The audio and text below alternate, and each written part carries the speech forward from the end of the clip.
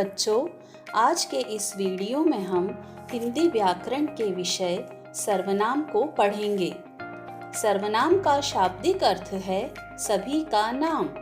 कुछ ऐसे शब्द होते हैं जो संसार में सभी के नामों के लिए एक समान रूप से प्रयोग किए जाते हैं। इन्हें सर्वनाम कहते हैं। सर्वनाम का प्रयोग संज्ञा के स्थान पर किया जाता है।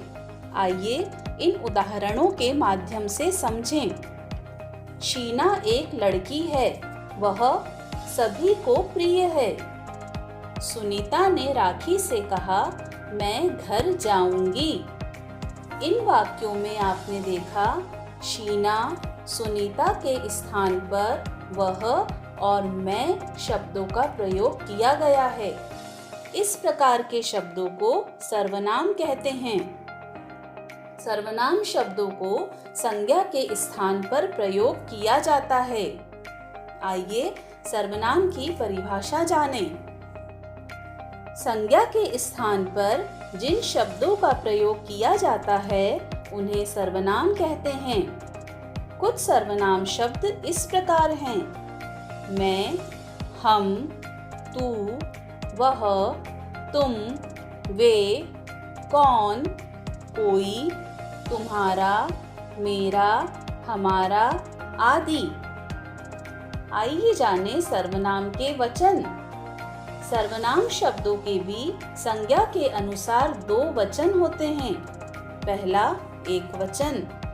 एकवचन में जिन सर्वनाम शब्दों का प्रयोग किया जाता है वे इस प्रकार हैं: मैं, मैंने, वह, यह, मुझे, मेरा, उसे आदि। दूसरा बहुवचन। बहुवचन में प्रयुक्त सर्वनाम शब्द होते हैं हम, वे, ये, हमें, तुम्हें, उन्हें, इन्हें आदि। आइए सर्वनाम के भेदों के विषय में जानें। सर्वनाम के निम्नलिखित 6 भेद हैं: पुरुषवाचक सर्वनाम, निश्चयवाचक सर्वनाम, अनिश्चयवाचक सर्वनाम, प्रश्नवाचक सर्वनाम, संबंधवाचक सर्वनाम तथा निजवाचक सर्वनाम। आइए पुरुषवाचक सर्वनाम को विस्तार पूर्वक समझें। जो सर्वनाम शब्द किसी बात को बोलने वाले, सुनने वाले अथवा अन्य किसी व्यक्ति के लिए प्रयोग किए जाते हैं वे पुरुषवाचक सर्वनाम कहलाते हैं, जैसे मैं, तुम, वह आदि। आइए इसके उदाहरण जानें। मैं सुबह जल्दी उठ जाता हूँ। तुम्हें क्या परेशानी है? वह कब पार्टी के लिए तैयार होगी? इन वाक्यों में मैं, तुम, वह ये सभी पुरुषवाचक सर्वनाम कहलाते हैं। निश्चयवाचक सर्वनाम।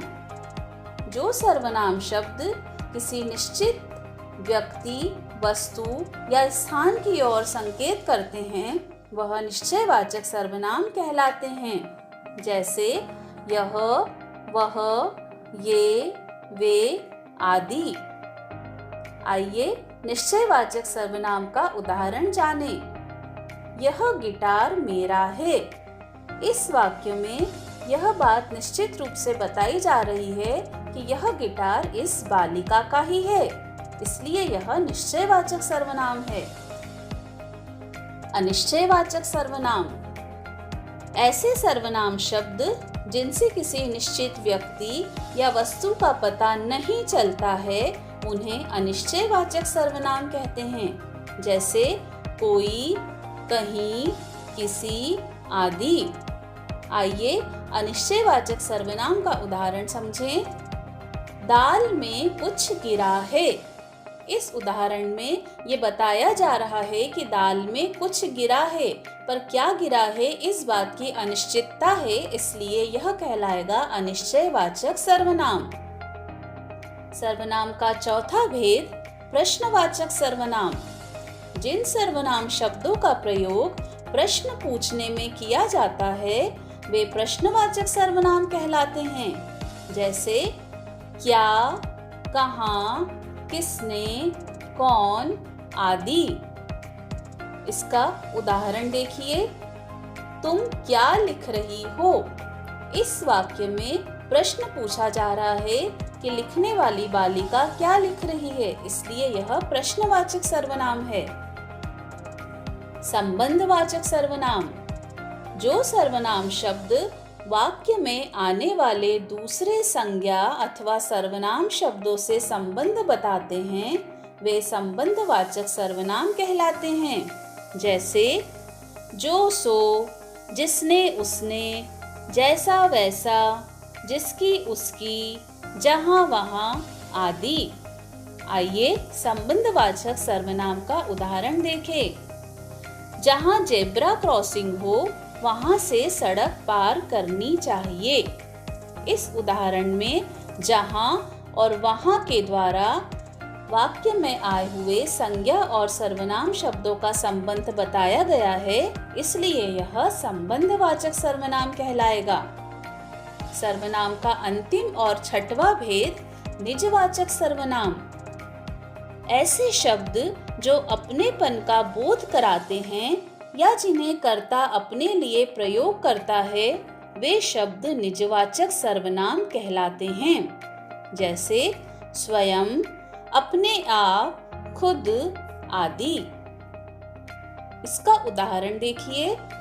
मैं अपने घर की सफाई स्वयं करता हूँ। बालक बता रहा है कि मैं अपने घर की सफाई स्वयं मतलब अपने आप खुद ही करता हूँ, इसलिए यह कहलाएगा निजवाचक सर्वनाम। बच्चों, भाषा को सरल, सुंदर तथा प्रभावशाली बनाने के लिए सर्वनाम शब्दों का प्रयोग किया जाता है।